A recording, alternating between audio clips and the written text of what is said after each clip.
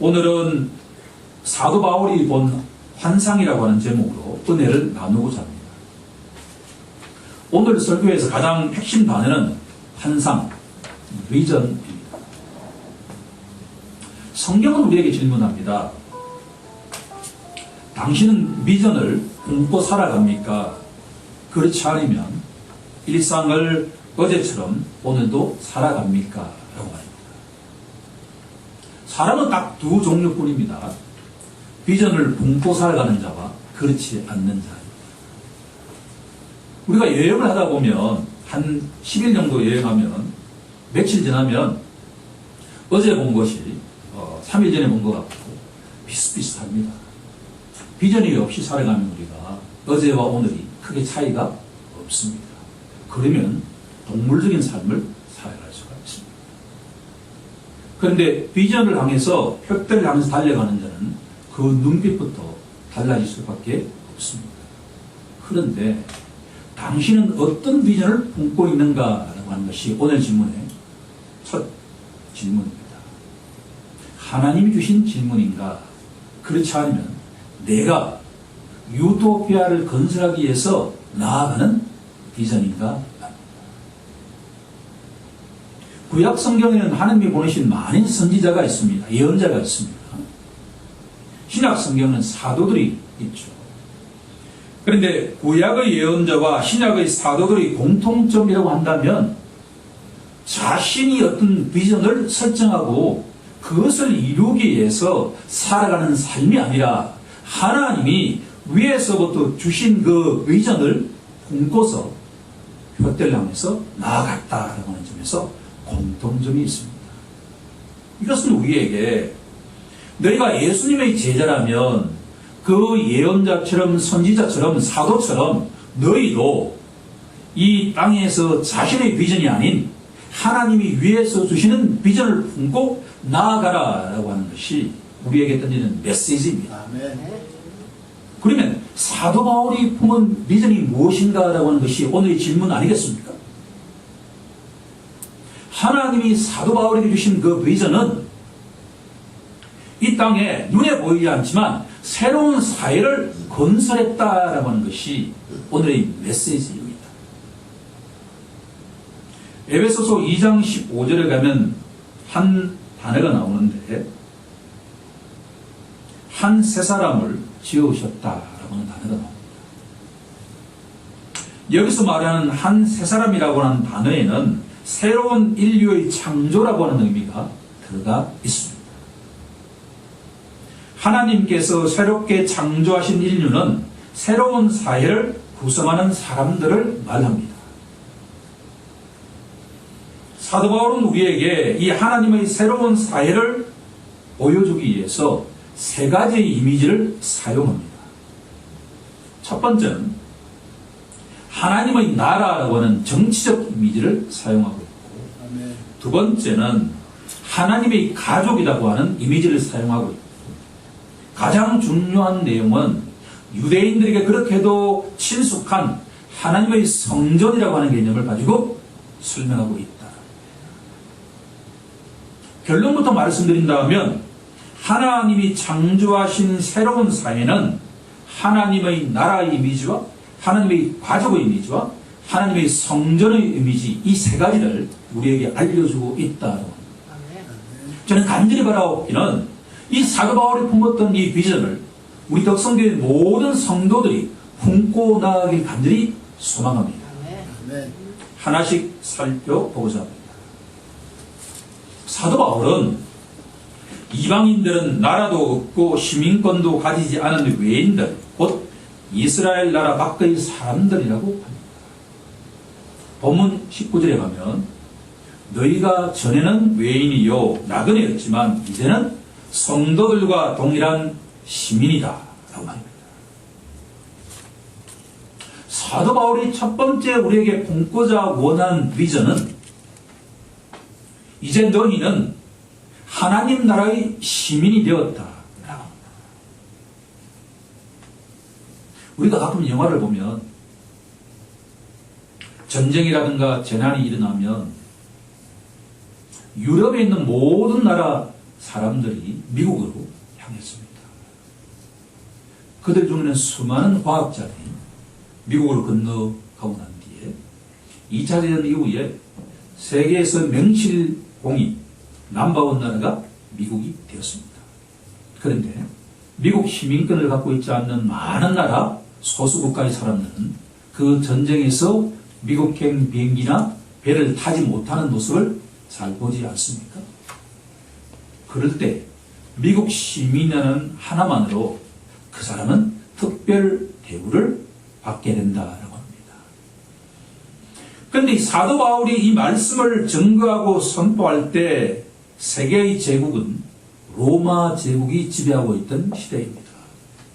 당연히 로마 시민권을 갖고 있는가 그렇지 않는가에 따라서 너무나 그 대우가 달라진다라고 하는 것이 당시의 모습이었습니다. 그런데 로마 제국이나 미국이나 이것은 눈에 보이는 실체가 있는 국가가 아닙니까? 그런데 하나님의 나라라고 하는 것은 눈에 보이지 않는 것과 같은 나라다라고 합니다.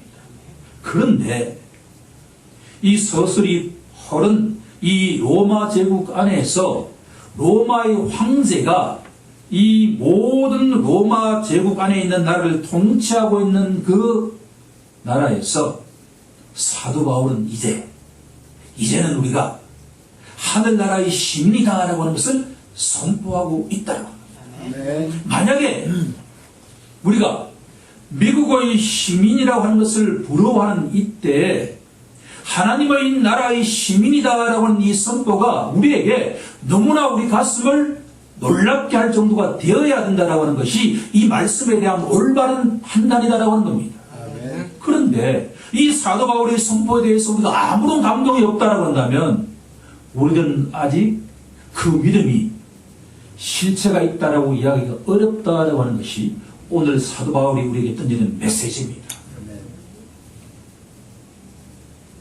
하나님의 나라는 성경에서 중요한 교리지만 정확하게 파악하기는 어려운 개념 가운데 하나입니다.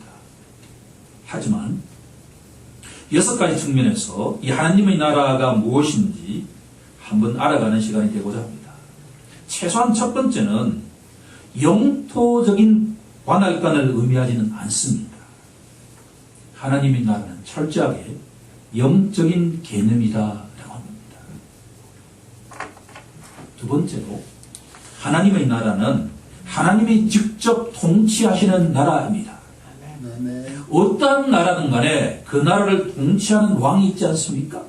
이 하나님의 나라 천국은 하나님이 직접 통치하시는 나라인데 신약의 백성에서는 그 왕이 누구냐 하면 하나님의 독생자 예수 그리스도가 직접 통치하는 나라라고 이야기할 수가 있습니다. 아멘.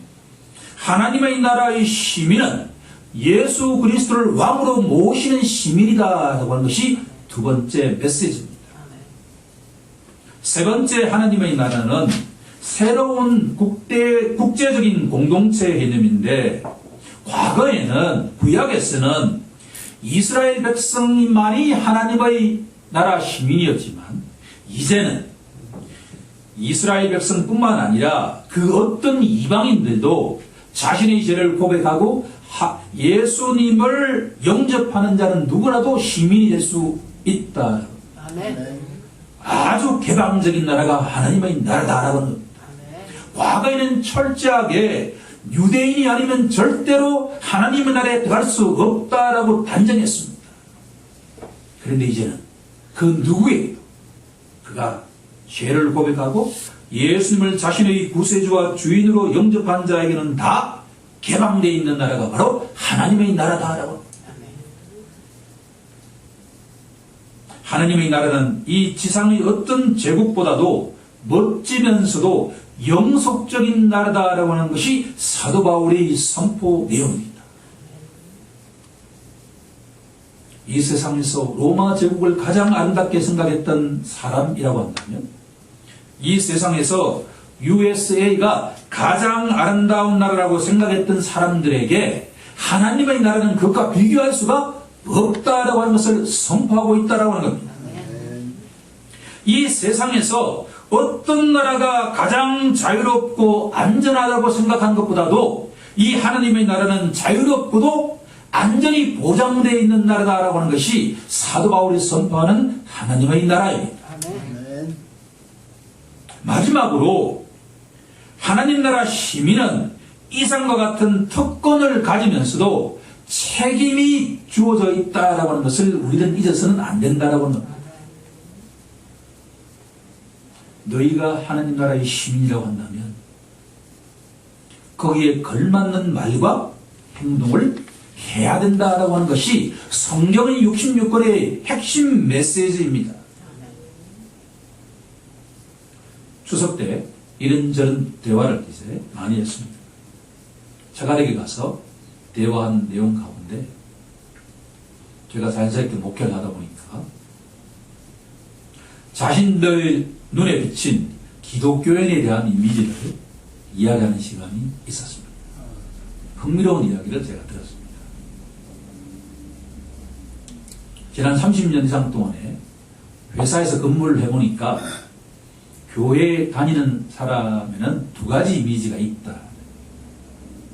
좋은 장로와 집사가 있다면 나쁜 장로와 집사가 있다라는 이야기를 했습니다.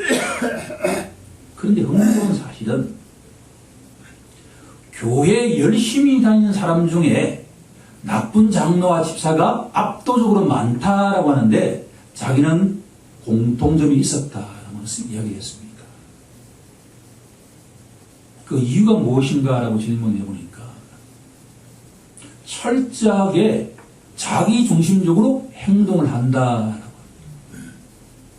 예를 들면 촌에는 공무원이 된다면 산불 때문에 봄에는 아주 바쁩니다. 모든 공무원들이 다 산불 지나에 나가 있는데 교회에 다니는 사람은 당연히 일요일날 교회에 예배 가야 되지 않겠습니까? 그러면 예배를 다녀오고 난 뒤에는 그동안 본인이 근무하지 못한 몫을 감당하는 것이 당연히 일인데 그걸 하는 사람이 거의 없더라라고 하는 것이 자신들이 비친 크리스찬의 모습이다라고 하는 겁니다. 혹시 한국의 그리스도인들이 천국 시민이라고 하는 것은 너무나 잘 알면서도 그 천국 시민은 책임이 부여되어 있다라고 하는 것을 혹시 놓치고 있는 것이 아닌가라고 하는 것이 저희 진단이었다. 그것은 저희 진단이 아니라 바로 성경의 진단이다라고 합니다. 예수 믿는 자는 그 누구라도 천국의 시민입니다. 그런데 그 시민들은 그 나라에 걸맞는 말과 행동을 해야 된다라고 하는 것이 하나님의 메시지인 줄로 믿습니다. 우리 모두 그렇게 되길 간절히 소망합니다. 마틴 로이 존스 목사님은 본문 19절을 이렇게 해석합니다. 우리는 더 이상 여권에 의지해서 살지 않습니다. 패스포트에 의지해서 살지 않습니다. 우리는 참된 출생증명서를 갖고 있습니다. 그것은 우리가 저 천국의 시민이라고 하는 것입니다. 아멘. 이것은 우리가 너무나 흥분되게 우리에게 던지는 메시지입니다. 우리의 국적이 한국이든 미국이든 영국이든 그 어떤 나라의 패스포트를 갖고 있다 하더라도 예수님의 제자가 되는 순간에 우리는 저 천국의 시민권이 있다라고 하는 것이 사도 바울이 품었던 첫 번째 비전이다라고 하는 겁니다. 우리도 그렇게 비전을 품기를 간절히 소망합니다. 아멘. 두 번째 이미지는 정치적인 이미지에서 보다 친밀하고 친숙한 가족의 이미지로 전환하고 있습니다. 19절 하반절에 보면 너희는 이제 하나님의 권속이다라고 하는 말입니다. 이 권속이라고 하는 단어는 사실은 가족이라고 하는 의미와 동일합니다. 갈라디아서 6장 10절에 가면 다음과 같은 구절이 있습니다. 그러므로 우리는 귀에 있는 대로 모든 이에게 착한 일을 하되 더욱 믿음의 가정들에게 할지니라 라고 씁니다. 그리스도인이 누구인가 이 본문에 의거하면 모든 이에게 착한 일을 하는 사람이 그리스도인이다. 그런데 더욱 믿음의 가정들에게 더 착한 일을 많이 하라. 그런데 한국의 그리스도인들은 저를 포함해서 후자만 기억하는 것 같습니다. 믿음의 성도들에게 너무나 잘합니다. 교회에 어떤 음식점이 있다 그러면 그 음식점만 다 갑니다. 그거는 제가 보기에 틀린 이야기가 아닙니다. 그런데 갈라디아서 6장 10절 말씀에 의하면 우리는 기회 있는 대로 모든 이에게 착한 일을 하고 난 뒤에, 그러고 난 뒤에 믿는 자들에게 착한 일을 해야 된다라고 하는. 디모데전서 5장 8절에서도 번속이라는 단어가 사용되고 있는데, 누구든지 자기 친족, 특히 자기 가족을 돌보지 아니하면 믿음을 배반하는 자요 불신자보다 더 악한 자니라. 이 말씀 앞에 내가 서니까 갑자기 두려움이 엄습하기 시작했습니다. 누구든지 자기 친족, 특히 자기 가족을 돌보지 아니하면 믿음을 배반한 자요 불신자보다 더 악한 자니라고 말씀하고 있기 때문입니다. 우리 그리스도인들은 모든 이에게 젠틀해야 되지만 특히나 자기 가족들에게는 더욱더 젠틀해야 된다. 여기서 가족이라고 하는 단어는 본문에 말하는 권속이라고 하는 단어와 동일한 의미를 갖고 있는 단어다. 하나님의 권속이 되었다는 것은 인종적인 장벽을 뛰어넘는 형제와 자매가 되었다는 것을 의미합니다. 아멘. 이것은 어떻게 보면 은혜로 다가오지만 우리에게 상당한 책임을 부여하는 것과 같은 개념입니다. 미국에 가면 필라델피아라고 하는 지역이 있지 않습니까? 이 필라델피아라고 하는 단어가 형제 사랑이라고 하는 의미를 가지고 있습니다. 하나님의 권속이라고 하는 이 개념 속에는 관계적인 개념이 들어가 있는데, 교회의 형제 자매는 사랑과 보살핌과 후원한 관계가 그 속에 들어가 있다. 하나님의 가족이 되었다라고 하는 의미 속에는 하나님의 가족에 대한 사랑이 포함되어 있고, 그 사람이 필요할 때는 보살핌과 함께 후원하는 관계가 들어가 있다라고 한다. 이렇게 본다면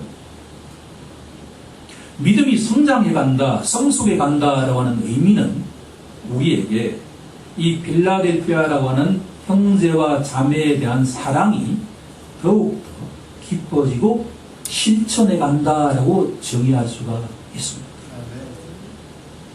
그런데 아직도 우리 마음속에 교회 지체에 대한 그 관심과 배려가 부족하다고 한다면 우리는 더욱더 필라델피아가 필요하다라고 생각하면 될 줄로 믿습니다. 하나님이 사도 바울에게 던진 그 품게 하신 비전은 바로 너희는 하나님의 가족이다 라고 하는 것이 두 번째 메시지입니다. 세 번째 이미지로 나아가 보도록 하겠습니다. 사도 바울은 정치적인 이미지, 가족적인 이미지를 던지고 난 다음에 종교적인 이미지를 던지고 있습니다. 본문 20절에서 22절 말씀이 여기에 해당된다고 보니 오늘 우리가 채택하고 있는 네 가지 본문 가운데 세 개의 구절이 하나님의 성전에 할애하고 있는 것으로 보아 우리에게 이 하나님의 성전이라고 하는 개념은 너무나 중요하다고 결론을 맺지 않을 수가 없습니다.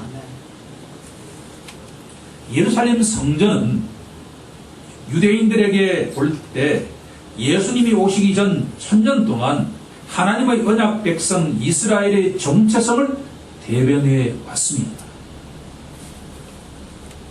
성전의 완성은 솔로몬 성전에 의해서 시작이 되었지만 언약의 백성들이 하나님 말씀을 실천하지 않자 바벨론 포로로 잡혀가게 되었고, 그 이후에는 스룹바벨 등에 의해서 성전이 재건되었고, 예수님이 활동하시는 당시에는 헤롯 대왕에 의한 성전이 너무나 아름답고도 웅비하게 건설되어 있었다라고 합니다. 그런데 이제 하나님이 예수 그리스도를 통해서 새롭게 건설하신 이 성전 개념은 이제 더 이상 하드웨어 개념이 아니다라고 하는데, 우리에게 중요한 메시지가 있다. 아멘. 저는 이 성전이라고 하는 이 개념을 본문에 의지해서 네 가지 관점에서 한번 분석해 보고자 합니다. 첫 번째는 사도 바울은 성전의 터에 대해서 말씀을 전하고 있습니다. 어떤 건축물이든 가장 중요한 것은 견고하고 안정된 터를 건설하는 것이 아니겠습니까?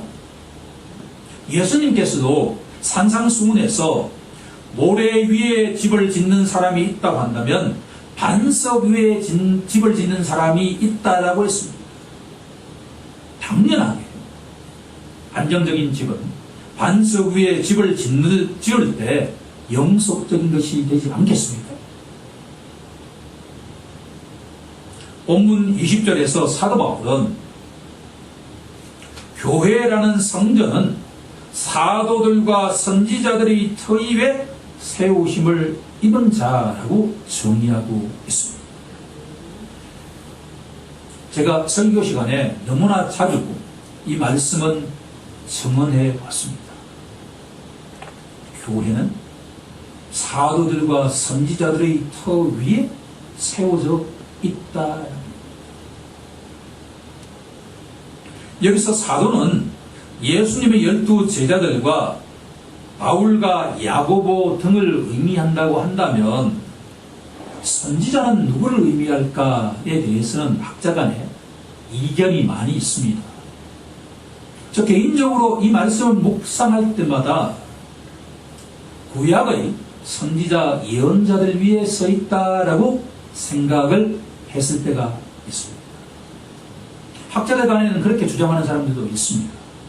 그런데 여기서 말하는 선지자는 구약의 선지자 예언자가 아니라 신약의 선지자를 의미한다. 신약에도 사도들처럼 영감을 받은 소수의 무리가 선지자라고 칭함을 받았다라고. 결론적으로 말씀드린다고 한다면, 너희가 성도들이, 교회가 사도들과 선지자들의 터 위에 세우심을 입은 자라고 하는 것은 신약 성경 위에 써 있는 것이 성도다, 교회다라고 하는 의미입니다. 신약 성경은 교회의 터가 되는 문서입니다. 따라서 신약 성경이라는 터는 절대로 누구에 의해서도 마음대로 더하거나 빼서는 안 된다라고 하는 겁니다. 신약 성경의 터 대신에 어떤 것은 빼고 더해서는 절대로 그 집이 온전한 집이 될 수 없다라고 하는 것이 성경이 우리에게 던지는 메시지입니다. 두 번째로, 모퉁이 돌의 중요성을 사도 바울은 강조하고 있습니다. 모퉁이 돌은 건물을 흔들리지 않게 하는 역할을 감당합니다. 모퉁이 돌은 가르로 놓여있는 돌과 세로로 놓여있는 돌을 서로 이어주는 이음새 역할을 한다라고 합니다. 4개의 만약에 모퉁이 돌이 정확하게 놓여있지 않는다고 한다면 그 건물은 절대로 비바람이 몰아칠 때 안정적일 수 없습니다. 그러면 교회라는 모퉁이 돌은 누가 하고 있을까라고 질문한다면, 본문은 그리스도 예수께서 친히 모퉁이 돌이 되셨다라고 선포하고 있다. 결국은 성전이라고 하는 것은 사도들과 선지자들 터위에 세우심을 입었고, 특히나 그 예수 그리스도께서 네 개의 모퉁이 돌이 되셨다라고 하는 것이 성전의 중요한 두 가지 메시지다라고 합니다. 그런데 여기서 우리가 더욱더 강조해야 되는 것은 그리스도의 모퉁이 돌 역할을 하신다는 것은 성전의 연합과 그 성장을 강조하고 있다라고 하는 겁니다. 예수님께서는 요한복음 15장에서 나는 포도나무요 너희는 가지다 라고 하는 것을 너무나 강조하셨습니다. 그리스도와 성도의 관계는 포도나무와 가지의 관계처럼 그리스도의 몸이라는 성전 지체들은 유기적인 연합을 이룬 존재이다라고 합니다. 교회는 잘 나가는 사람도 있고 그렇지 않은 사람들도 있지만 그 교회 지체의 돌이 하나라도 빠지면 그 성전은 무너질 수 있다라고 하는 것이 주님이 주시는 메시지입니다. 또한 예수 믿는 자는 예수 그리스도 안에서 성장해 가는 존재다라고 하는 것을 기억해야만 합니다. 세 번째로 사도 바울은 이제 성전의 돌 하나하나에 주의를 돌리고 있습니다. 첫 번째는 성전의 토를 이야기했고 두 번째는 성전의 모퉁이 돌을 강조했다면 세 번째는 성전의 돌 하나하나에 관심을 가지고 있다. 본문 21절을 보면 그 안에서 예수 그리스도 안에서 건물마다 서로 연결하여 주 안에서 성전이 되어 간다라고 말씀하십니다. 구약의 성전, 예루살렘 성전은 유대인들만을 위한 성전이었습니다. 이방인은 절대로 그 성전에 들어갈 수가 없었습니다. 그런데 이제 십자가 보혈에 의지해서 어떤 돌도 이 성전의 돌이 될 수가 있다라고 합니다. 과거에는 유대인들만이 이 성전의 벽돌이 될 수 있었지만 이제는 이 세상의 그 누구라도 예수 그리스도 안에 있는 자는 돌이 될 수 있다. 성전이 될 수 있다. 네 번째로 가장 중요한 것은 성전의 목적은 무엇일까라고 하는 질문입니다. 구약의 성전이든 신약의 성전이든 성전의 목적은 하나님이 거하시는 처소다. 본문 22절에 보면 너희도 성령 안에서 하나님이 거하실 처소가 되기 위하여 그리스도 예수 안에서 함께 지어져 가느니라 라고 말씀을 하십니다. 사도 바울이 본 새로운 성전은 물리적 건축물도 아니고 민족적 신전도 아니고 어느 한 장소에 국한되어 있는 것도 아니다. 구약의 성전은 예루살렘만 있었습니다. 그런데 이제 하나님의 새로운 성전은 영적인 집이죠. 국제적인 공동체고 전 세계로 계속 주님 오시는 날까지 확장되어가는 특성을 갖고 있다라고 합니다. 결론적으로 말씀드린다면 하나님이 세우신 새로운 성전은 우리 주 예수 그리스도 안에 있는 것이다라고 하는 겁니다. 예수 그리스도가 곧 새로운 성전이다라고 하는 겁니다. 우리가 너무나 잘 알고 있는 고린도전서 3장 16절을 한번 보겠습니다. 너희는 너희가 하나님의 성전인 것과 하나님이 성령이 너희에게 계시는 것을 알지 못하느냐. 하나님의 새로운 성전은 예수 그리스도 안에 있는데 예수 그리스도와 연합되어 있는 예수 그리스도 안에 있는 성도가 바로 이제는 성전이 되었다라고 하는 겁니다. 너희 안에 하나님이 계신 것을 알지 못하느냐? 너희 안에 성령이 함께 하신 것을 알지 못하느냐? 이 말씀은 우리에게 너무나 감동적으로 다가와야 될 줄로 믿습니다. 옛날에는 유대인이라면 최소한 1년에 한 번씩 세상 어디에 디아스포라라고 있더라도 예루살렘 성전에 가서 그 절기를 지키는 것이 그들의 유일한 소망이었습니다. 그런데 이제는 우리가 더 이상 예루살렘에 갈 필요가 없다라고 하는 겁니다. 아멘. 내가 예수를 믿고 내 속에 성령이 함께 하시면 내가 바로 성전이고 우리 성도가 함께 네트워킹을 통해서 성전이 지어져 가고 있다라고 하는 것이 신약의 메시지라고 합니다. 아멘. 이것은 너무나 어마어마한 이야기입니다. 우리가 날마다 이 말씀 앞에 나아가서 감동을 받는다고 한다면 세상은 폭발적으로 변화되지 않을 수 없을 것입니다. 아멘.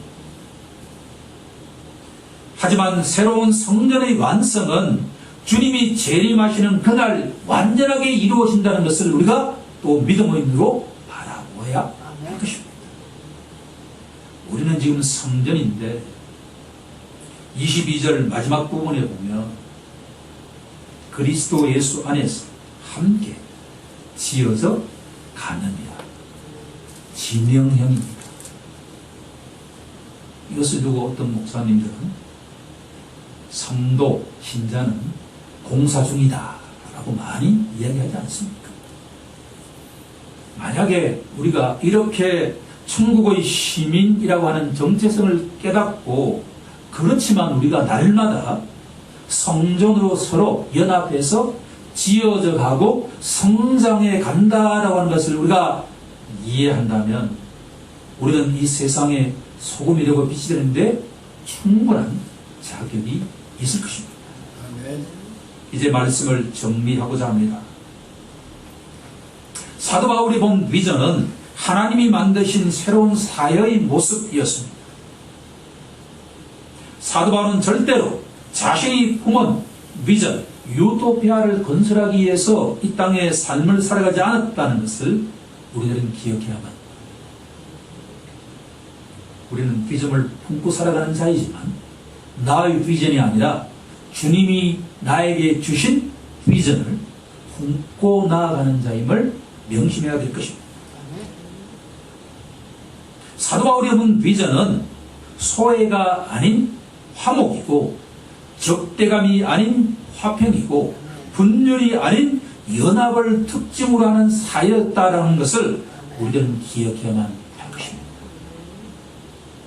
너희가 전에는 나라도 없었고 나그네였고 예루살렘 성전에 들어가지 못했지만 그러나 이제는 하나님 나라의 시민이 하나님의 아들 딸이고 하나님의 성전으로 지어져가는 존재다라고 하는 겁니다. 너무나 우리의 정체성을 깨달으면 깨달을수록 우리에게는 소망으로 다가오는 줄로 믿습니다. 우리들은 눈에 보이지 않지만 하나님 나라의 시민,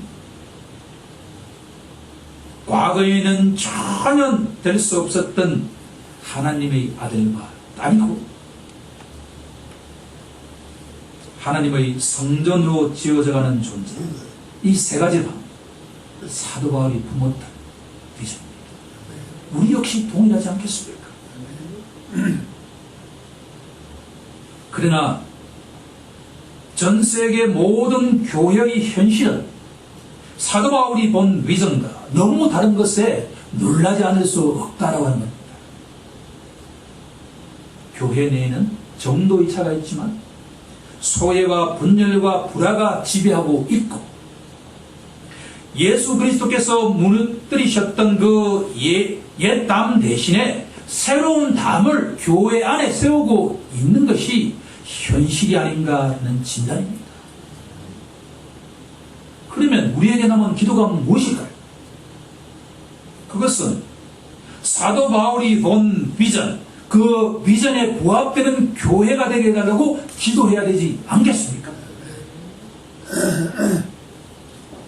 우리는 더 이상 이제 주님이 물들인 그 담을 사서는 안 됩니다. 이제는 더 이상 소외와 분열과 불화가 교회 지배에서는 안 된다라고 하는 것이 우리가 품고 나아가야 할 교회의 모습인 줄로 믿습니다. 아멘. 덕성교회가 그렇게 되길 간절히 소망합니다. 아멘. 우리가 예수 그리스도 안에 있지 않고서 어떻게 이 본래의 교회 비전이 가능할 수 있겠느냐라고 합니다.